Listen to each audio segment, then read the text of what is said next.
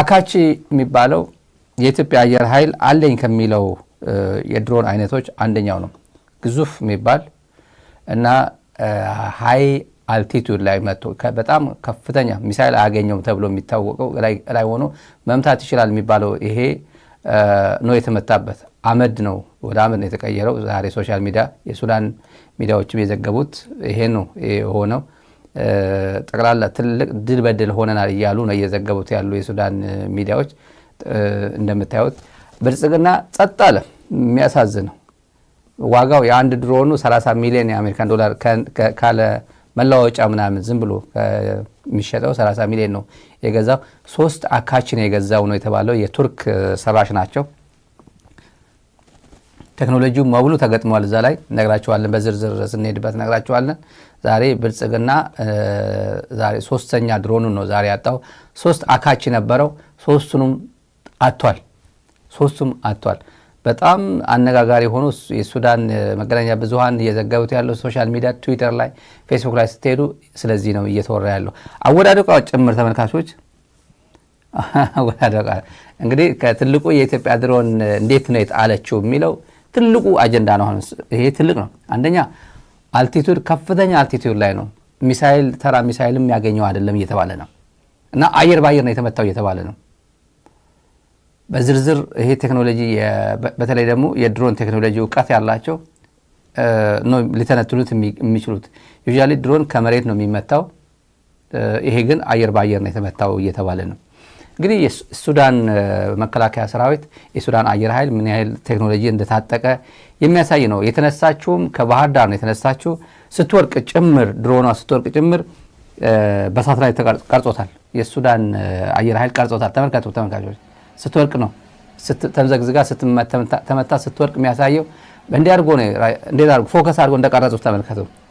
እንዲህ አድርጎ ራሱ ነው የመታው። ቴክኖሎጂ ራሱ ቀርጾታል። ተመልከቱ። ቴክኖሎጂ ራሱ ነው የቀረጸው የመታውን።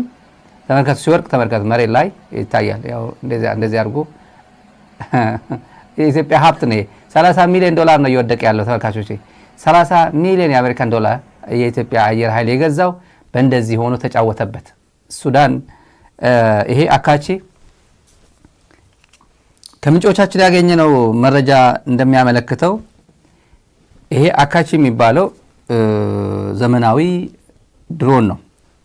ስሪቱ 24 ሰዓት ሙሉ አየር ላይ የሚውል ነው። 24 ሰዓት ሙሉ እየተኮሰ እየተዋጋ የሚውል ነው። ቴክኖሎጂ ማለት ረጅም ርቀት ይሄዳል። ከምድር ላይም በጣም ርቀት ነው። ተራ ሚሳኤል አያገኘውም። አየር ባየር ልክ እንዳሁኑ ነው። ያሁኑ የመታው ቴክኖሎጂ ነው የቀረጸው። ደግሞ ሲወርቅ ጭምር እየቀረጸው ነው የወደቀው።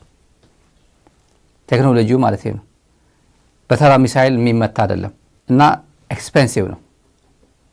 አካቺ ከትግራይ ጦርነት በኋላ የተገዛ ነው ሰምተናል። ከቱርክ ነው የገዛው። ትራክ እንዳይደረግ የሱዳን እንትኖችን አየር ኃይል ትራክ እንዳያደርጉት ሌሊት ነው፣ ሁሌ ሌሊት ነበር የሚያጠቃው። ዛሬ ቅዳሜ አጥቢያ ማለት ነው። ትላንት አርብ ምሽት ሌሊት እኩለ ሌሊት አካባቢ ነው ከባህር ዳር ተነስቶ ወደ ሱዳን የብሉ ናይል ከተማ ደባዚን የምትባለው ከተማ ለመደብደብ ነው የሄደው። እዛ አካባቢ የኦፕሬሽናል የሎጂስቲክስ ምናምን ማዕከል ሊያጠቃ ተብሎ ነው የሄደው ነው የተባለው። ያው ሙሉ በሙሉ ኮኦርዲኔቶቹን ዘርግቶ ነው የሄደው። ኮኦርዲኔቶች የትኛውን የት አካባቢ እንደሚመታ በዝርዝር ያው ይዞ ነው ተቋማቱን ለመምታት የሄደው እና 24 ሰዓት ሙሉ ሌሊት ሙሉ ሲዋጋ ውሎ ቀኑን ለመዋጋት ነበር እና የተንቀሳቀሰው 6 ሰዓት ነው። ከ6 ሰዓት በኢትዮጵያ ሰዓት ነው የምቆጥረው፣ ሚድናይት ማለት ነው። እኩለ ሌሊት አካባቢ ወደ ቅዳሜ አጥቢያ እኩለ ሌሊት ነው ከባህር ዳር የተነሳው። እስከ 10 ተኩል ወደ እስከ ንጋት አካባቢ እስከ 10 ተኩል እዚህ አካባቢ ሲደበድብ ነው ያደረው አካቺ። ይሄ አካቺ የሚባለው ድሮን ደባዚን የብሉ ናይል ክፍለ ሀገር በሱዳን ጦር እጅ የሚገኘው ደባዚን ሲደበድብ ነው ያደረው ከሌሊቱ ሚድናይት ጀምሮ እስከ ንጋት 10 ተኩል በኢትዮጵያ አቆጣጠር በግዕዝ አቆጣጠር ነው ያልኩኝ ያለሁት። እና ይሄን ያደረገበት ምክንያት ደግሞ ትራክ እንዳይደረግ ነው። የሱዳን አየር ኃይል ትራክ ያደርገዋል ምናምን ተብሎ በተሻለ መጠን በዚህ ሊሄድ ብሎ ነው በዛ ሰዓት ስራ የጀመረው የተባለው 4 ሰዓት ከምናምን ሲደበድብ ነው ያደረው። በ4 ሰዓት ከምናምን 12 ሚሳኤል ነው ተሸክሞ የነበረው። 12 ሚሳኤል የመሸከም አቅም ነው ያለው። 24 ሰዓት ይተኩሳል፣ አየር ኃይል ይቆያል፣ አየር ሰማይ ላይ ይቆያል። 12 ሚሳኤል መሸከም አቅም አለው።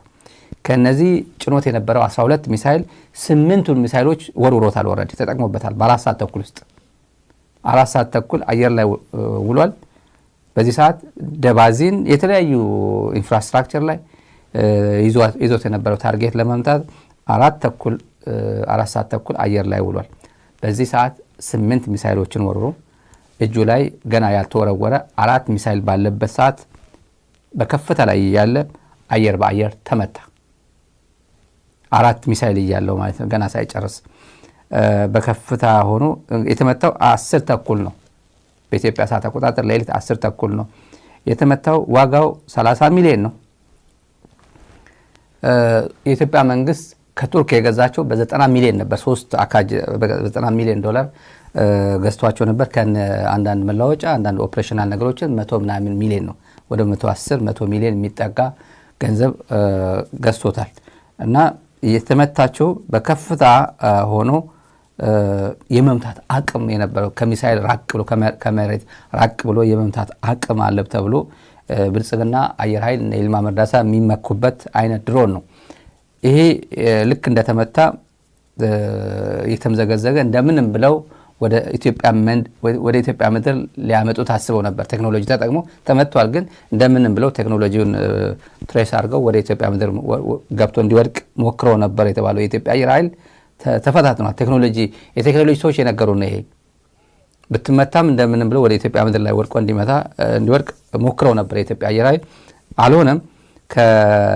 ልክ ሚሳኤል በአየር በሚሳኤል እንደተመታች 4 ሚሳኤል እንደጫነች ከደባዚን የሚባለው ዋና ከተማ የብሉ ናይል ዋና ከተማ 50 ኪሎ ሜትር ርቃ ተምዘግዝጋ ወደቀች።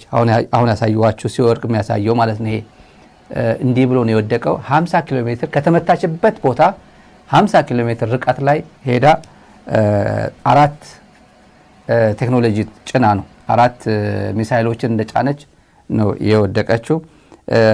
እንግዲህ 3ቱም አታለች። 3 አካቺ የቱርክ ሰራሹ ውድ የሚባለው ነው የገዛው። አንደኛው አሶሳ በቴክኒክ ብልሽት ነው የተበላሸው የወደቀው። አሶሳ ነው የወደቀው፣ በኢትዮጵያ ምድር ላይ ነው የወደቀው። አንደኛው ቅርብ ጊዜ የዛሬ ሳምንት የ2 ሳምንት በሱዳን አየር ኃይል ካርቱም በሚደበድብበት ጊዜ አንደኛው ያኔ ነው የተመታው። ተመቶ ወደቀ። የምታውቁት ካርቱም ሲደበድብ። 3ኛው ደግሞ እንግዲህ ዛሬ ወደ ቅዳሜ አጥቢያ በደባዚን ብሉ ናይል ክፍለ ሀገር ሲደበድብ ነው የተያዘበት። እነ ይልማ መርዳሳ ምላሽ መስጠት አልቻሉም። ወድቆብናል፣ መተናል፣ ውሸት ነው፣ አልመታንም፣ አልወደቀብንም የሚል ምላሽ ምንም መስጠት አልቻሉም። ሚዲያዎች በሙሉ እንደምታዩት ከባህር ዳር እንደተነሳ ነው። the armed forces drop an hostile march near Damazin which crossed the border from Ethiopia direction ነው የሚለው። እንግዲህ የሚዲያዎች በሙሉ ሱዳን ኒውስ ኤጀንሲ ነው ይሄ ጠቅላላ ስለዚህ ጉዳይ ዓለም በሙሉ እያወራ ያለው በተለይ የአረብ ሚዲያዎች፣ የግብጽ ሚዲያዎች፣ የሱዳን ሚዲያዎች ግዙፍ ነው፣ በጣም እጅግ ግዙፍ ነው የወደቀውም። እና ቴክኖሎጂ በሙሉ የሱዳን መንግስት ዛሬ የሰማነው ነው። ዛሬ የሰማን ምንም ነገር እንጥፍጣፊ ሳያስቀር ለምርምርም ለምናምንም ተጭኖ ወደ ሱዳን ወደ ካርቱም እንደተላከ ሰምተናል።